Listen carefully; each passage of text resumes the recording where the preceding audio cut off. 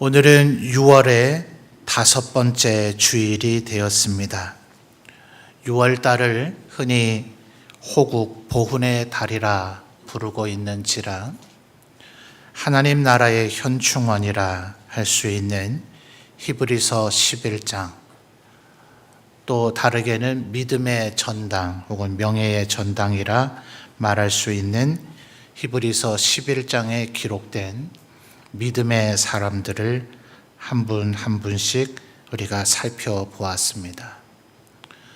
그러나 히브리서 11장에 많이 생략하고 적었는데도 불구하고 5주간에 히브리서 11장에 기록된 모든 믿음의 사람을 다루는 것은 역부족이었습니다. 그래서 이 마지막 주간 7월 이어서 또 나눠도 되긴 하겠습니다만 6월의 마지막으로 어떤 믿음의 사람을 다루면 좋을까 묵상하고 고민하는 가운데 라합의 이야기를 꼭 한번 우리가 되새겨 볼 필요가 있겠다 하는 생각이 들었습니다. 오늘 우리가 읽었던 31절 말씀을 보면 믿음으로 기생 라합은 정탐꾼을 평안히 영접했다 그랬는데, 히브리서의 말씀만 가지고서는 도대체 왜 그렇게 했는지, 또 히브리서의 저자는 이것을 왜 이리 믿음의 행동이라고 평가하고 있는지를 알기가 쉽지는 않습니다. 그래서 이 말씀 또한 여호수아 2장에 기록된 원래 사건을 조금 살펴볼 필요가 있겠습니다. 같이 한번 찾아볼까요? 여호수아 2장으로 가보겠습니다.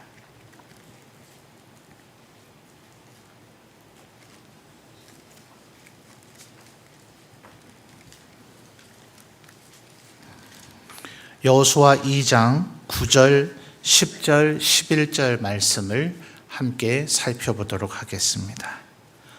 여호수아 2장 9절, 앞에 스크린에도 나오네요. 낭독하지 말고 저하고 함께 같이 한번 살펴볼까요? 9절입니다. 말하되, 이제 라합이 말하는 거죠. 여호와께서 이 땅을 너희에게 주신 줄을 내가, 그다음 뭐라 얘기하죠? 아노라. 이렇게 이야기를 합니다.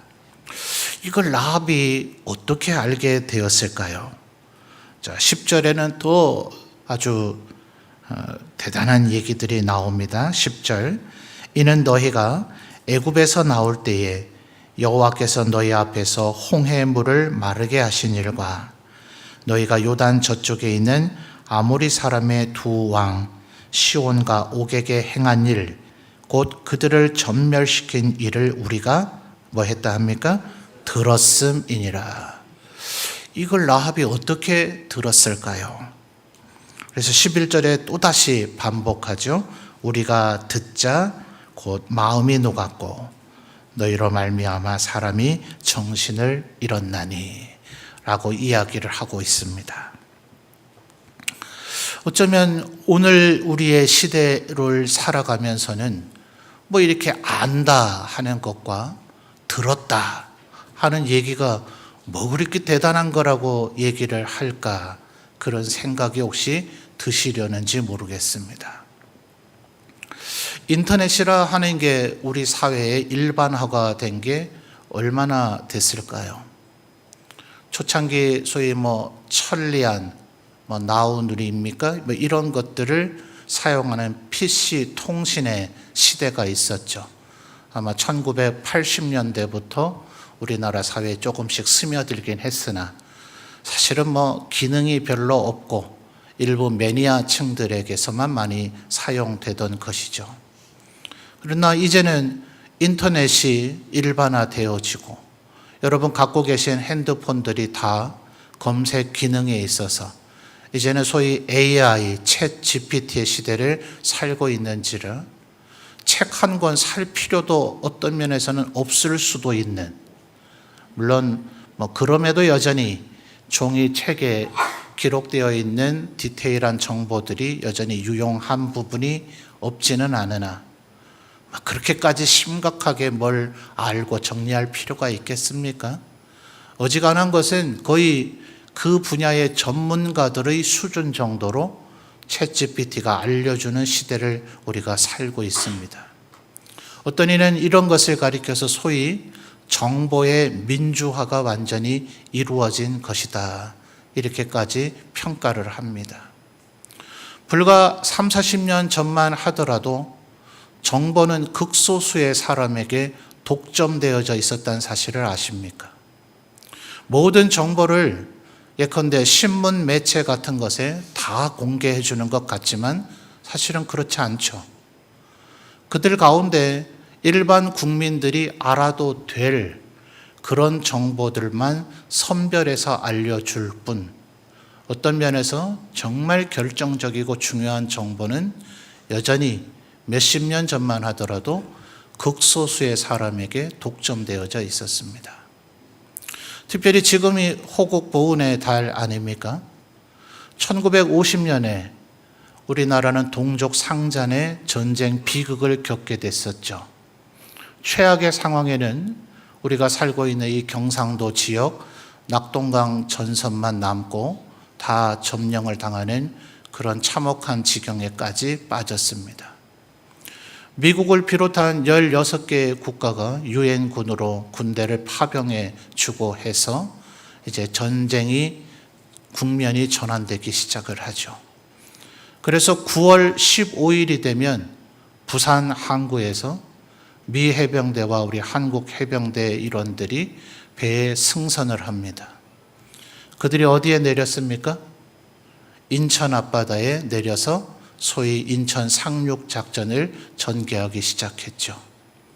그러나 그 전쟁에 참전했었던 우리 해병 선배들의 증언에 따르면 부산항에서 배를 탔을 때 어디를 향해 가는 건지 알려주지 않았다 해요.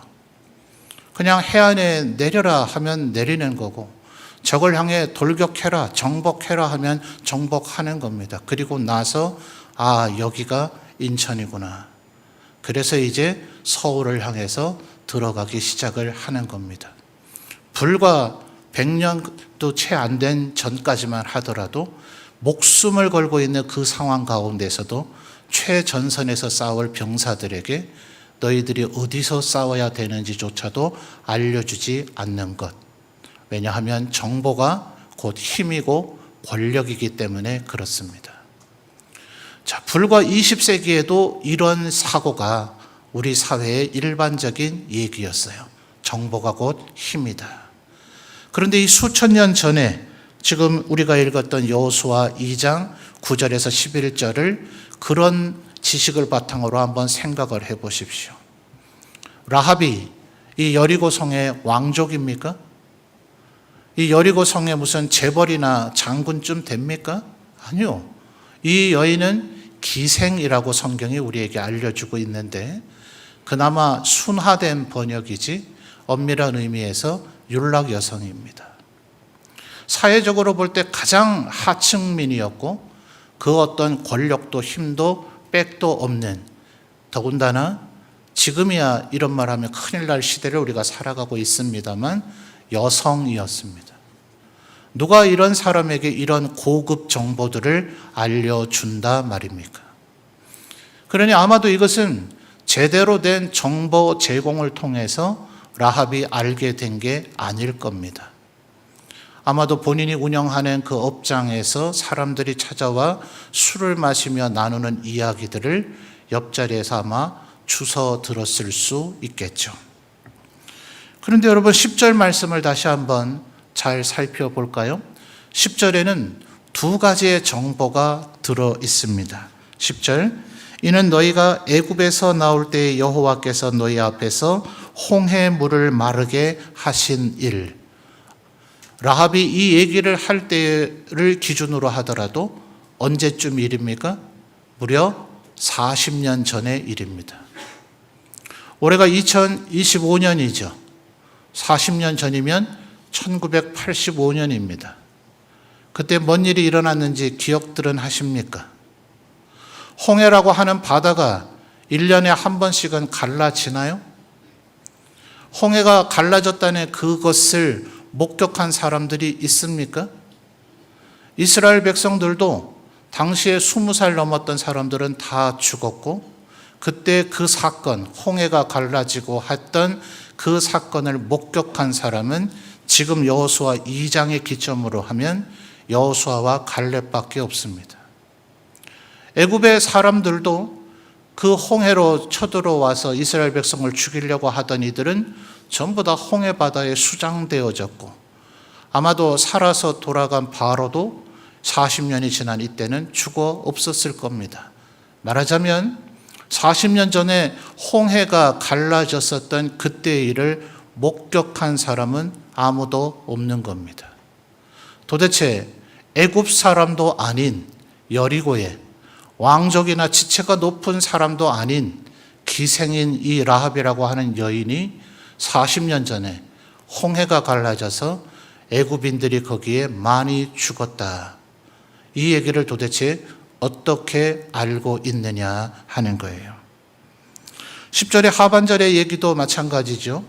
이때는 아직 이스라엘 백성들이 요단강을 건너기 전입니다. 지난 20세기에 있었던 1, 2차 세계대전 때까지만 하더라도 연합군이든 추축군이든 할 것 없이 각 지역에 사는 사람들이 군인으로 모집된 사람들을 제외하고는 아무 곳이나 마음대로 다닐 수가 없습니다. 오늘날이야 여행의 자유가 있지 않아요? 우리 대한민국 사람들이 우리 대한민국 안 어디를 가는데 누구의 허락이 필요합니까? 내 가고 싶은 시간에 내가 비용 마련해서 가면 그만이죠. 해외여행도 마음대로 하는 세상이니 말입니다. 그러나 불과 100년 전만 하더라도 아무데나 자기 마음대로 다니면 안 돼요. 일반 평민들과 종들은 그들이 사는 주거 지역에 제한이 있었단 말입니다. 그 지역을 이탈하려면 그 지역을 다스리는 왕과 영주의 통행증을 발급받아야만 갈 수가 있는 거죠. 말하자면 요단강 동쪽은 지척인 것 같지만 전혀 다른 별개의 세상이란 말이에요. 오늘날에는 이스라엘과 팔레스타인이 전쟁하는 그저 한 개의 지역, 하나의 나라에 불과하지만 여호수아 12장을 보시면 이스라엘이 정복했던 31개의 도시를 각각의 나라라고 표현하고 있습니다. 여리고가 별개의 나라이지 10절 하반절에 얘기하는 요단강 동쪽에 아모리 사람의 왕인 시혼과 옥이 다스리는 그 나라는 외국이지 그저 마음대로 오갈 수 있는 강 건너편이 아니다 이 말입니다. 그런데 그 요단강 건너에 아모리 왕 시혼과 옥의 백성들이 전멸됐다는 얘기를 어떻게 들었을까요? 그래서 이스라엘 백성들 가운데 루벤과 갓 그리고 므낫세의 지파 절반이 이곳에 정착을 하게 되지 않습니까? 여러분, 전쟁에서 전멸시키는 일이 흔할까요? 아니요, 절대로 그렇지 않습니다.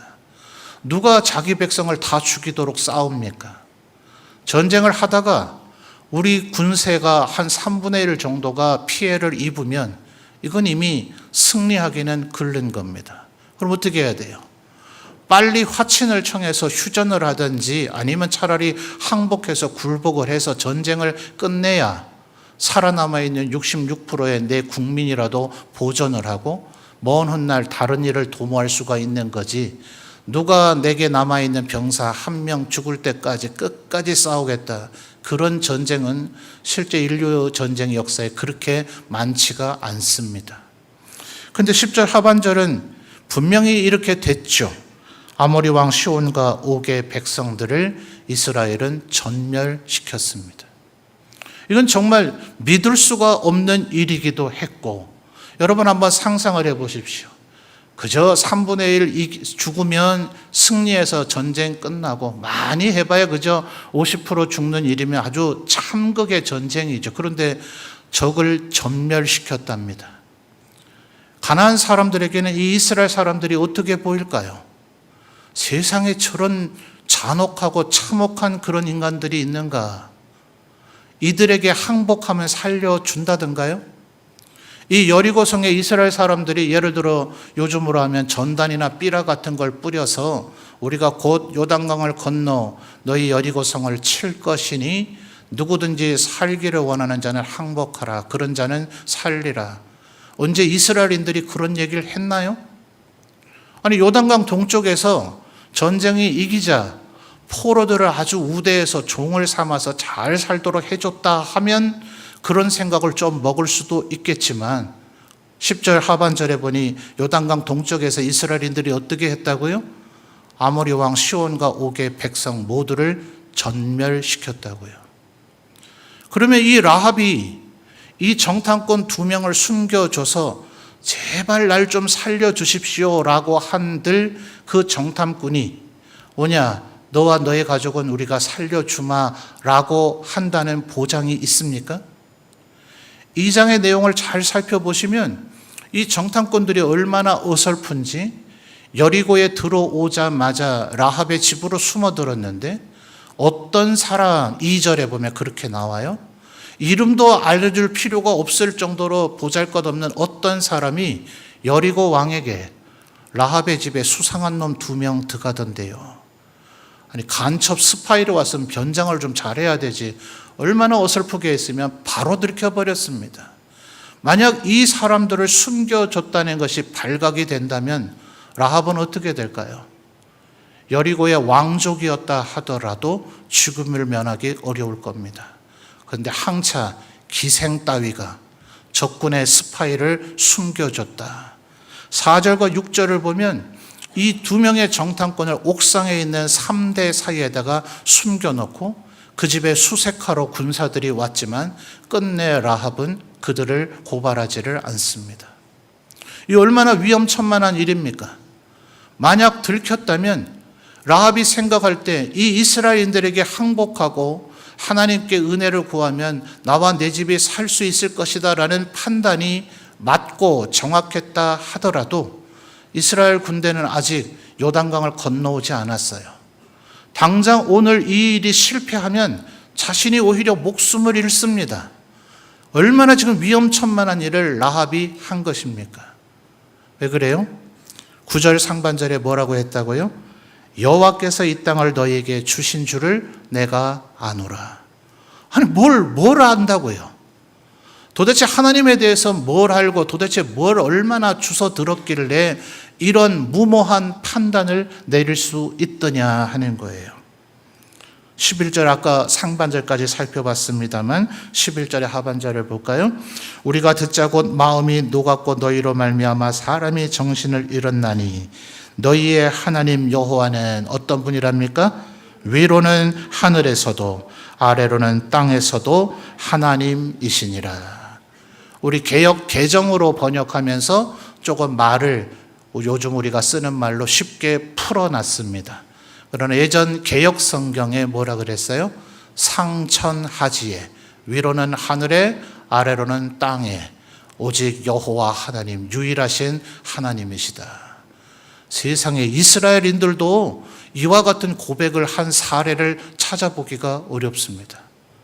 도대체 이 기생 라합이 뭘 들었다고, 뭘 얼마나 하나님을 알기에 하나님께서 이 땅을 너희에게 주셨다. 너희는 위로는 하늘에서부터 아래로는 땅에 이르기까지 너희 하나님 여호와가 유일하신 하나님이시다.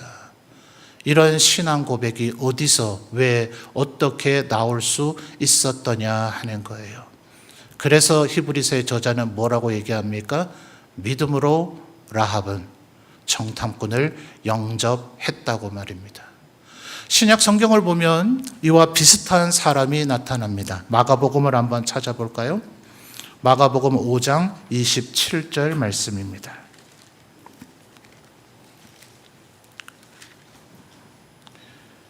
마가복음 5장 27절. 자, 이 구절을 우리 성도님들이 한번 읽어 주실까요? 마가복음 5장 27절입니다. 우리 성도님들 읽어 주세요. 시작.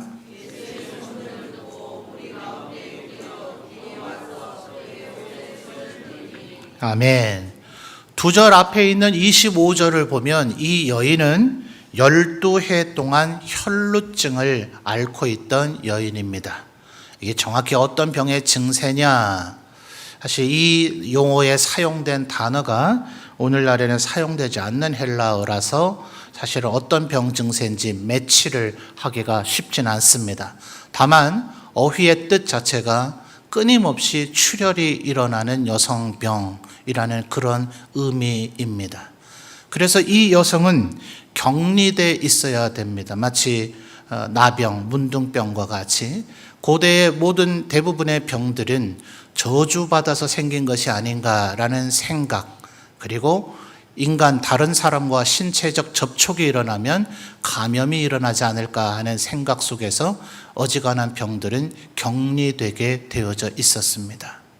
그렇지 않다 하더라도 이 신약 시대만 하더라도 지금도 그렇습니다. 지금도 이스라엘에 가면 정통 유대인들은 남성이 여성에게 물건을 직접 전해주지 않습니다. 여성에게 어떤 물건을 줘야 된다면 어느 위치에다가 놔두고서는 자, 여기에 드릴 물건이 있으니 가져가시죠, 이렇게 얘기를 하지, 남자와 여자가 손에서 손으로 물건을 건네주는 일을 지금도 정통 유대인들은 아주 금기시합니다. 율법이 금하는 바입니다. 그러니 지금 27절의 말씀을 보십시오. 격리되어져 있어야 할 이 여성이 더군다나 남성인 예수님의 몸에 손을 댔습니다. 그렇게 한 이유가 뭡니까? 27절, 예수의, 그 다음 뭐라고 얘기하죠? 소문을 들었대요. 와, 여러분, 소문이 정확합니까? 소문이라 하는 것은 사실 정확하기가 쉽지 않죠.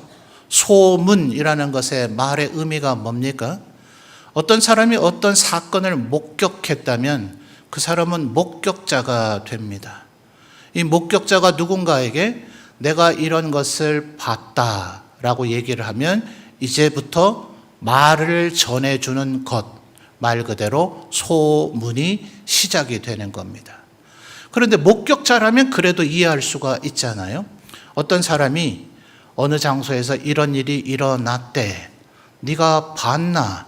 아니, 내가 본 건 아니고 그걸 본 사람의 얘기를 들었어. 이 정도만 돼도 그 봤다는 사람의 신뢰도에 따라서 믿을까 말까를 고민하게 되죠.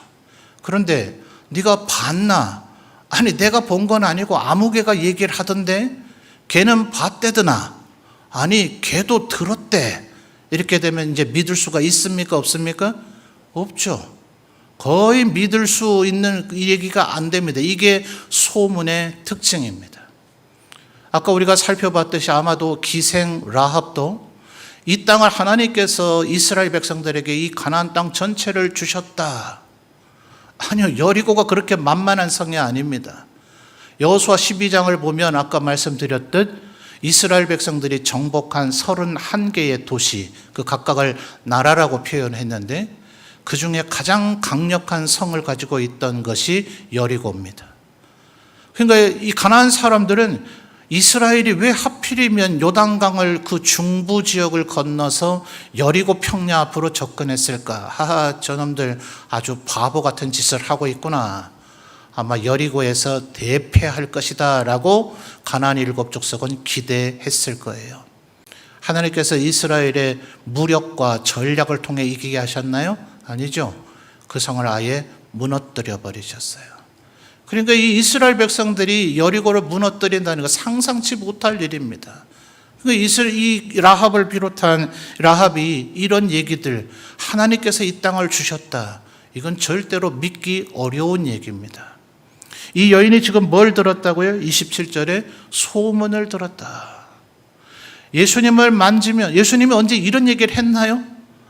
야, 나한테 와서 병 증세 얘기하고 내가 너하고 대화를 하면서 믿음이 있는가를 점검해보고 너를 위해서 기도해주고 또 어떤 경우에는 진흙을 침에 개어서 눈에 발라주기도 하시고 어디 실로암 못에 가라고 하기도 하시고 한 명 한 명 치료하는데 아마 시간이 많이 걸렸을 거예요. 그죠?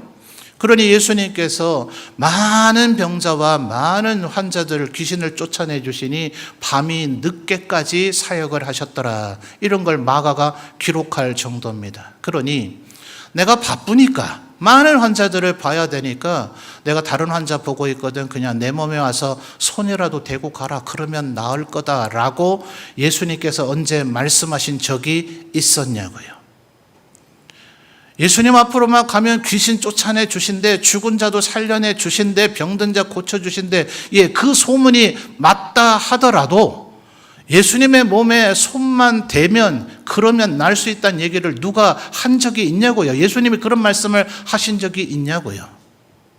이 여인은 예수님에 대해서 소문을 들었을 뿐만 아니라 예수님께서 한 번도 얘기하지 않으신 무모한 행동으로 예수님의 몸에 손만 대도 나을 것이다. 만약 그 일이 안 벌어졌다면 어떻게 됩니까? 주님은 자신의 몸에 손을 댄 이가 있음을 아셨습니다. 제자들이 놀래죠. 예수님, 이렇게 사람이 많아서 서로 밀고 땡기고 하니 예수님과 신체적 접촉이 일어나고 부딪힌 사람이 한두 명이 아닐 텐데 도대체 누구를 지금 생각하시고 내 몸에 손을 댄 이가 있다라고 얘기하시는 겁니까? 모든 걸 아시는 주님은 아시죠. 믿음을 가지고 내 몸에 손을 댔고 그래서 하나님으로부터 치유함을 받은 여인이 있다. 이걸 주님은 아시는 거예요. 그러나 만약 이 일이 일어나지 않았다면, 그래서 예수님께서 어쨌든 의도를 가지고 내 몸에 손을 댄 여인이 있다라는 것만 발각이 되면 어떻게 됩니까? 너의 병 증세가 뭐야? 혈류병이에요. 그러면 그 주위에 있는 모든 사람들이 비록 이 여인과 신체 접촉이 일어나지 않았다 하더라도 혹시 신체적 접촉이 일어났을지 모르니 이 여인은 아마 돌에 맞아 죽었을 겁니다. 더군다나 여성이 남성의 몸에 손을 댄다? 이 시기에는 절대로 일어나서는 안 될 일을 이 여인이 행한 것이다 하는 거예요. 이 여인 왜 이렇게 했습니까? 이게 바로 믿음이거든요. 그래서 히브리서의 저자는 믿음으로 라합은 정탐꾼을 숨겨줬다. 오늘 내가 죽임을 당할 수 있다는 그 위험이 있음에도 불구하고 여리고가 설마 이스라엘에 정복될 거라는 걸 전혀 예측하지도 못했고 이 두 정탐꾼에게 아무리 선심을 얻는다 한들 이 두 사람이 가서 여호수아에게 보고했을 때 여호수아가 그래 그 여인만큼은 살려주자라고 결정을 내릴지 아무 가능성이 없고 오히려 요단강 동쪽에서 단 한 명도 살려두지 않고 전멸시켰다는 이스라엘인들에게 제발 나를 살려주십시오라고 했을 때 그 구원을 받을 수 있으리라는 것을 라합은 어떻게 믿었을까? 이게 바로 믿음이다 하는 거예요. 여러분, 우리는 지금 성경을 보고 있습니다. 성경에 기록된 내용을 어떻게 다 믿으십니까? 와, 지금 놀랍지 않아요? 이게 목사가 할 소리예요? 목사는 여러분에게 여러분 이 말씀을 절대로 믿으셔야 합니다. 그 어떤 일이 있더라도 이걸 믿으셔야 됩니다. 그 믿음이 여러분을 구원의 자리에 이르게 하고 생명을 얻게 할 겁니다. 이렇게 말해도 지금 믿을까 말까 한데 이렇게 말해서 됩니까? 그런데요, 여러분, 이 세상에 자기가 기독교인이라 나는 하나님의 백성이라고 주장하는 사람들 가운데 우리가 읽고 있는 이 성경 전체를 믿을 만한 것이라고 생각하는 이가 오히려 소수라는 것을 아십니까? 우리나 이 하나님의 말씀이 모든 성경을 하나님의 감동으로 된 것으로 하나님께서 이 말씀을 기록하게 하셨다. 그러니 이 안에는 1.1획도 틀림이 없다. 조금도 오류가 없다. 이것을 우리가 믿지. 자기가 기독교인이다 이렇게 얘기를 하면 내가 하나님의 백성이다 이렇게 얘기를 하면서도 이것은 하나님께서 모세, 마태, 바울, 요한 이런 사람의 손을 통해서 기록하게 하신 것이 아니라 여기저기에 있는 이런 책 저런 책을 가져다가 후대 사람들이 이렇게 짜집고 저렇게 짜집고 편집해서 만들어낸 책이다라고 주장하는 이걸 어찌 기독교인이라 하겠습니까? 많은 자기가 기독교인 하나님의 백성이라고 하면서도 이런 주장을 하고 있는 이들이 더 많다는 사실을 아시느냐 말이에요. 지난 20세기의 가장 충격적인 얘기는 물론 19세기, 20세기에 소위 서양의 칸트라고 하는 사람이 있었습니다. 이 사람 대단히 유명한 철학자죠. 저도 자세히는 모르나 그가 말하기를 인간에겐 이성이 있다. 이성으로 받아들이지 않는 것은 진실이 아니다. 이렇게 주장을 하곤 했죠. 그래서 여러분 받아들여집니까? 동정녀 마리아가 처녀였는데 잉태해서 예수님을 낳았다. 이게 믿어집니까? 인간 이성이 이게 말이 됩니까? 바다가 갈라져서 그 사이로 이스라엘 백성이 건넜다. 이게 말이 됩니까? 누군가 살려내 주지도 않았는데 스스로 무덤을 차고 나와서 3일 만에 부활하시니까 계시다. 이게 말이 됩니까?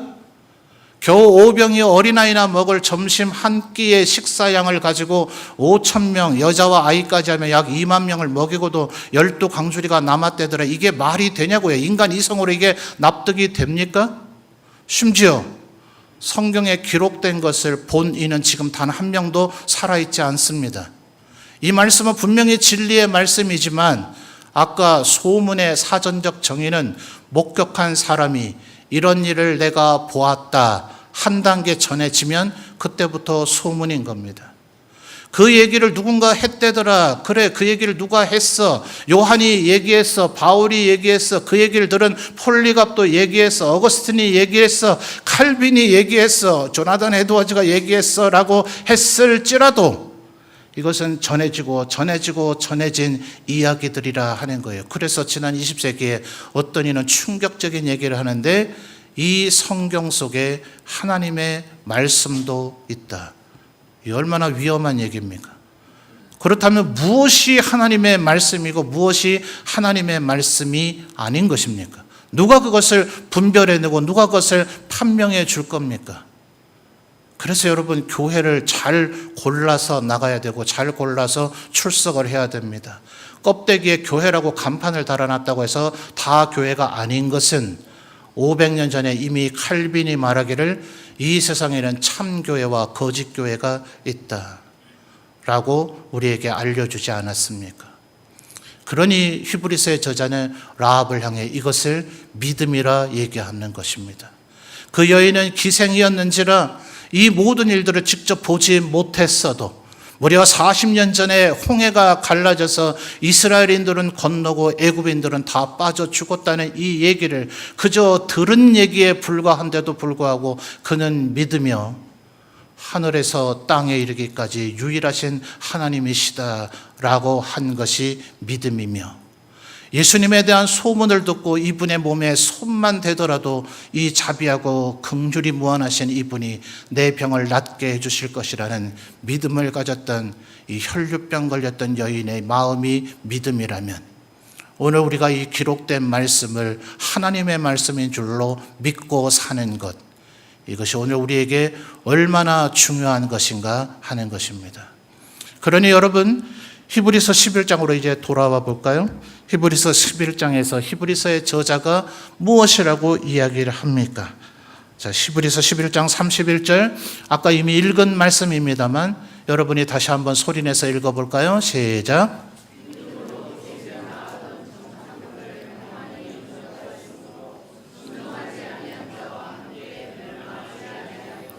아멘. 이런 이야기는 라합 혼자 들은 것이 아니더라 말입니다. 모든 여리고의 사람이 들었을 겁니다. 여리고의 왕으로부터 장군들, 군인들, 재벌들, 학자들, 힘있고 권력 있는 자들 모두 다 들었을 터이지만 그것을 믿고 믿음으로 반응한 이는 라합밖에 없었더라. 예수님이 오셨대더라. 예수라고 하는 청년이 있는데 그를 믿으면 모든 것을 해결해 주시고 고쳐주신대더라는 소문은 혈루병 걸린 여인만 들은 것이 아니겠지만 예수님의 몸에 손을 대서라도 내 병 고침을 받아야 되겠다는 믿음은 오직 그 여인에게만 있더라 하는 겁니다. 이 세상 이제 하나님의 말씀이 번역되지 않은 언어가 서서히 사라지고 있습니다. 지난 20세기에 나라 국가 단위로만 복음이 전하면 되는 줄 알았는데 한 나라 안에도 여러 종족이 있구나, 미전도 종족이 있구나, 감비아라고 하는 나라에도 무려 5개의 부족이 있어서 그들 중에 졸라 부족은 아예 글자가 없구나, 이걸 20세기에 선교학계가 찾아낸 게 무려 2,000개입니다. 그래서 지난 100년간 우리 기독 선교회들은 그들의 언어로 성경을 번역하는 일을 주력했습니다. 이제 이 과업이 거의 끝나가고 있습니다. 온 세계 모든 열방의 각 나라와 백성과 족속과 나라들이 자기들의 난곳 방언으로, 자기들의 모국어로 조금도 못 알아들을 얘기가 없는 말씀으로 이 하나님의 말씀을 읽고 듣고 배울 수 있는 환경에 이제 놓여 있습니다. 누가 이 말씀에 순종할 겁니까? 보지 않았으나 전해진 이 얘기가, 소문에 불과한 이 얘기가 진리요 생명이며 우리에게 구원을 베풀어 주실 하나님의 말씀이라는 것을 누가 믿을 것이며 누가 거기에 순종할 것인가? 기생 라합과 같은 이는 그렇게 흔하지 않았다. 혈류병 앓았던 이 여인과 같은 이는 그렇게 흔하지 않았다. 오늘 우리의 손에 이 하나님의 말씀, 진리의 말씀이 쥐어져 있습니다. 이 말씀을 읽고 한낱 이야기나 소문이라 여길 것인가? 이 말씀 중에 하나님의 말씀이 들어있다, 이 정도의 수준으로 생각할 것인가? 이 말씀은 한 자도 예외 없이, 1.1핵도 예외 없이 우리에게 생명을 주시는 하나님의 말씀이라고 믿어서 이 말씀에 순종할 것인가? 우리 성도들이 믿음의 결단을 하며 이 말씀대로만 살아가시는 우리 모든 성도들이 되시기를 주님의 이름으로 축원합니다. 기도드리겠습니다. 하나님 아버지 감사합니다.